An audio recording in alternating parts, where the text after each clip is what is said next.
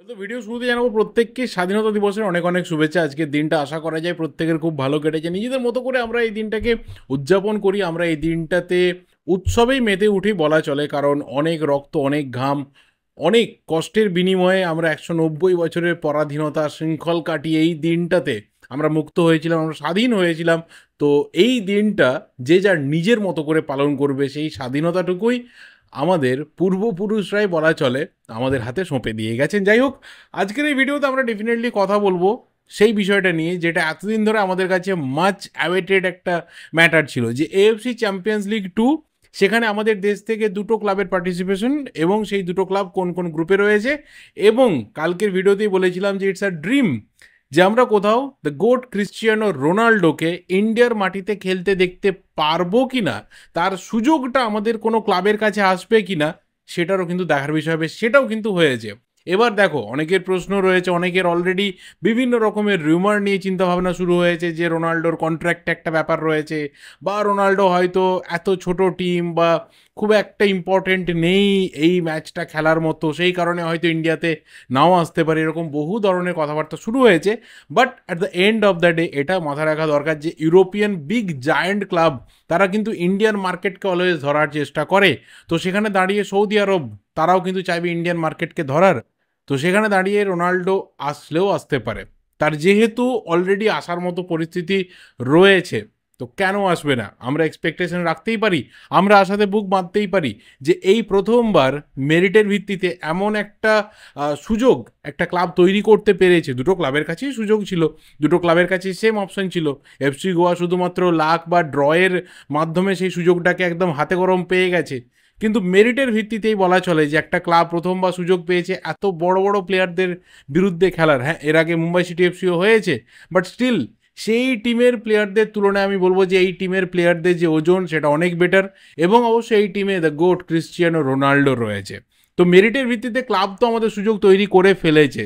এবার ব্যাপারটা যে goat the Cristiano Ronaldo the CR7 ইন্ডিয়াতে আসবে কিনা, প্রশ্নের উত্তর পরবর্তী সময়ে পাওয়া যাবে। কিন্তু আমরা পার্টিকুলার কথা বলবো দুটো গ্রুপ নিয়ে, সেই দুটো গ্রুপের ক্লাবগুলোর যা কিছু সিচুয়েশন রয়েছে এবং আমাদের দুটো ক্লাবের কি সম্ভাবনা রয়েছে। মোহনবাগানকে নিয়ে অলরেডি ফ্যান্সরা কিন্তু একটা কোথাও আশা দেখতে শুরু করেছে যে গতবারের থেকে এইবারের গ্রুপ অনেক বেটার রয়েছে। দেখা যাক, লেটস ডিসকাস। প্রথমে গ্রুপ সি নিয়ে কথা বলবো। সেখানে মোহনবাগান রয়েছে। বাকি টিমগুলোর দিকে যদি একবার চোখ বোলাই, তো সেখানে রয়েছে আবারও ইরানের ক্লাব সেপাহান। ইরান মানে আমরা জানি যে বিভিন্ন রকমের সমস্যা রয়েছে, বাট স্টিল আশা করা যায় যে এইবারে কোনো ধরনের সমস্যা হয়তো হবে না। ইরানের সেপাহান রয়েছে। সেপাহানের যদি আমরা মার্কেট ভ্যালুর দিকে তাকাই, তাহলে তাদের মার্কেট ভ্যালু হচ্ছে 122 কোটি টাকা। মেনলি তারা তাদের নিজেদের দেশের প্লেয়ারদের কোয়ালিটির ওপরেই ভরসা করে টিম বানায়, পাশাপাশি ভালো কিছু বিদেশি প্লেয়ার রয়েছে।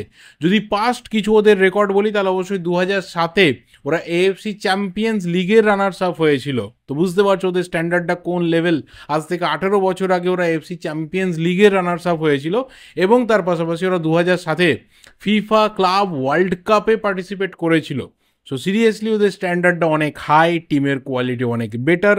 এবং এই গ্রুপটার সব থেকে বেস্ট বা এই গ্রুপটা টপ করার ফেভারিট টিম হিসাবে সেপাহান তারা কিন্তু অবশ্যই মাঠে নামবে। দ্বিতীয় যে টিমটা রয়েছে সেই টিম হচ্ছে জর্ডানের ক্লাব আল হুসেইন SC। এই টিমটা কিন্তু গতবারও এএফসি চ্যাম্পিয়ন্স লিগ 2-এ ছিল এবং তারা গ্রুপ থেকে রাউন্ড অফ 16-এ রিচ করেছিল। এছাড়া তাদের খুব একটা এএফসি ক্লাব কম্পিটিশনের বড় রেকর্ড নেই। এর আগে ইন্ডিয়ান ক্লাবের বিপক্ষে মুখোমুখি বলতে ডেম্পোর বিরুদ্ধে 2005-এ এরা খেলেছিল। 3-0 গোলে ডেম্পোকে ওরা হারিয়েছিল। টিমটার মার্কেট ভ্যালু ইন্ডিয়ান কারেন্সিতে 43 crore 43 কোটি টাকা, যথেষ্ট ভালো একটা অ্যামাউন্ট। এবং অবশ্যই মেনলি ওরা ওদের জর্ডানের প্লেয়ারদের ওপরে বেস করে টিমটাকে বানায়। আর আমরা জানি যে জর্ডান, বিশেষ করে এই মিডিল ইস্টের দেশগুলোর যে প্লেয়াররা, তাদের সব থেকে বড় প্লাস পয়েন্ট হচ্ছে ওদের ফিজিক্যাল এবিলিটি। ওদের ফিজিকটা কিন্তু সিরিয়াসলি খুব ভালো। আমরা কোথাও ইন্ডিয়ান প্লেয়ারদের দেখি যে ফিজিকের জায়গাতে ওদের থেকে অনেকটা ডিস্টেন্স তৈরি হয়ে যাচ্ছে। আমরা আমাদের এশিয়ান কাপেও দেখেছিলাম যে সিরিয়ার এগেনস্টে এই কোথাও ফিজিক্যাল যে একটা এবিলিটির ব্যাপার, সেখানে বারবার আমাদের প্লেয়াররা কিন্তু পেছনে পড়ে যাচ্ছিল।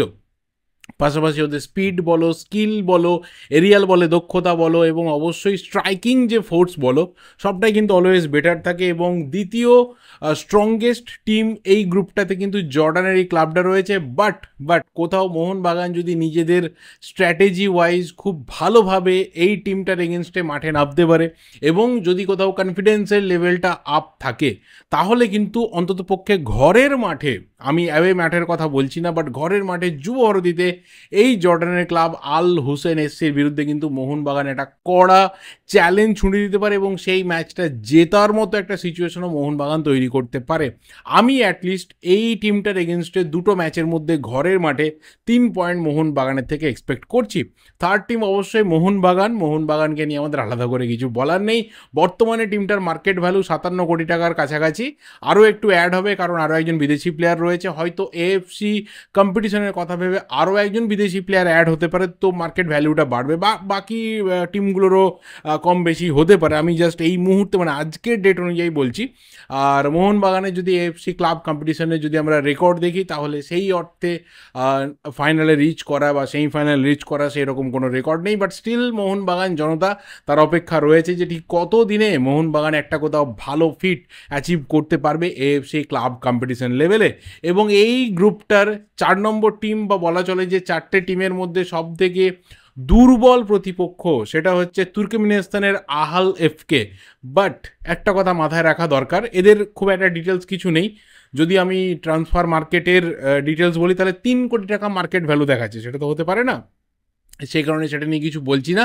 কিন্তু এই যে সেন্ট্রাল এশিয়ান একটি দেশ এই তুর্কমেনিস্তান, যারা অ্যাকচুয়ালি একটা ল্যান্ডলক বা বলা চলে যে পুরোপুরি একটা ডিক্টেটরশিপের মধ্যে দিয়ে রয়েছে, সেখানে কিন্তু ফুটবলটা ওরা সিরিয়াসলি খেলে। আমরা গতবার দেখেছি ইস্টবেঙ্গল, তারা দুবার বলা চলে ভুল হবে, তিনবার অ্যাকচুয়ালি এই দেশের ক্লাবের বিরুদ্ধে মুখোমুখি হয়েছে।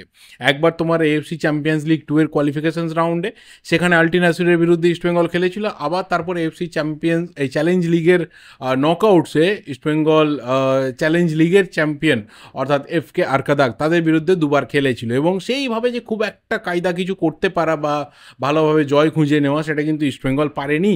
তো এদের হয়তো খুব একটা ডিটেলস কিছু পাওয়া যায় না, বাট স্টিল এই প্লেয়ারদের মানে তুর্কমেনিস্তানের দেশের প্লেয়ারদের মধ্যে একটা সমঝোতা খুব ভালো, নিজেদের মধ্যে কমিউনিকেশন খুব ভালো, স্কিলটা ওদের ভীষণভাবে ভালো। এবং ঘরের মাঠে কিন্তু ওরা ভীষণ ডেঞ্জারাস, ঘরের মাঠে ওরা চেষ্টা করে ম্যাক্সিমাম পয়েন্টস ওরা তুলবে, এরকম একটা ওদের টেন্ডেন্সি থাকে।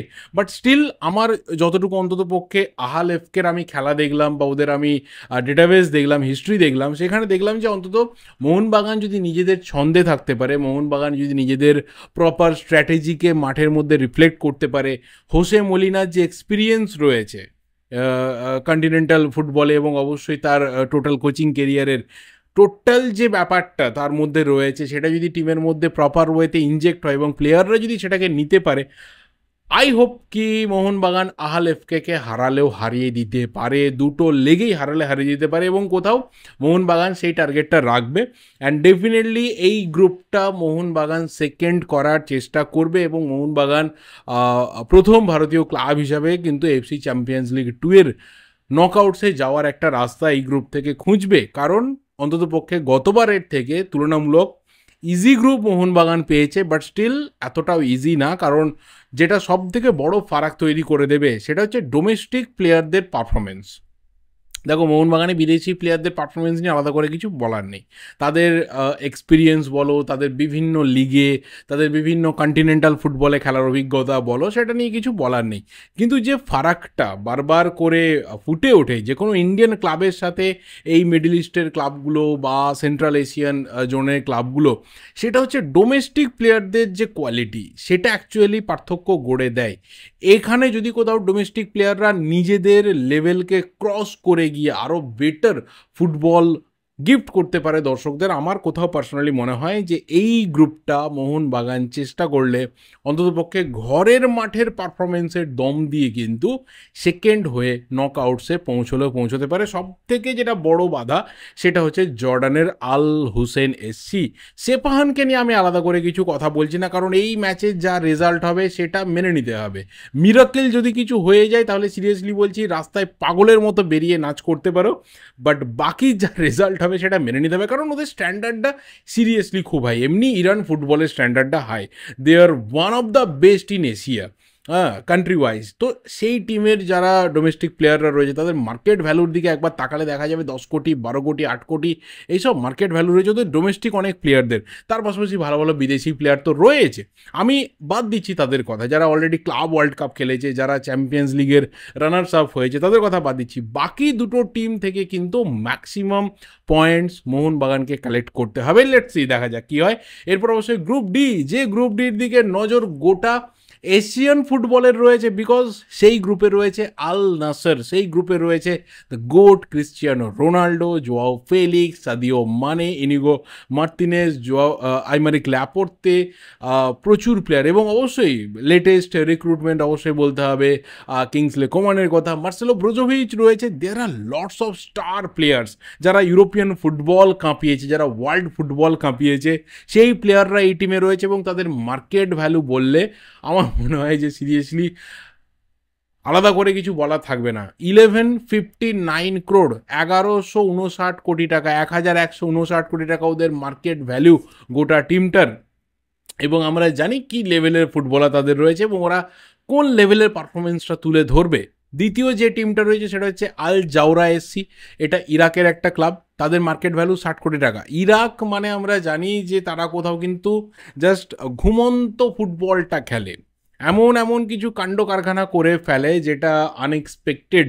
ইরাক যখন এএফসি এশিয়ান কাপ চ্যাম্পিয়ন হয়েছিল কেউ ভাবতে পারেনি, ফ্রম নো হোয়ার ইরাক কিন্তু চ্যাম্পিয়ন হয়েছিল। এবং গতবার আমরা দেখেছিলাম যে জর্ডান তারা ফাইনাল অফ দি রিচ করেছিল। তো এই ধরনের কিছু ইনসিডেন্ট আমরা এশিয়ান ফুটবলে দেখেছি। ইরাক সেরকমই একটা দেশ, আর সেই দেশের প্লেয়ারদের যে কী কোয়ালিটি সেটাও আমরা জানি। যদিও এই আল জাওরা এসসির সেইভাবে এএফসি কন্টিনেন্টাল ফুটবলে বিরাট কিছু রেকর্ড নেই বা খুব একটা ভালো কোনো রকম ট্র্যাক রেকর্ড নেই, বাট দেশের ফুটবলে ওরা কিন্তু one of the best club, এটা আলাদা করে বলার জায়গা নেই। 3 নম্বর টিম যেটা রয়েছে সেটা হচ্ছে তাজিকিস্তানের ক্লাব এফসি ইস্তিকলোল।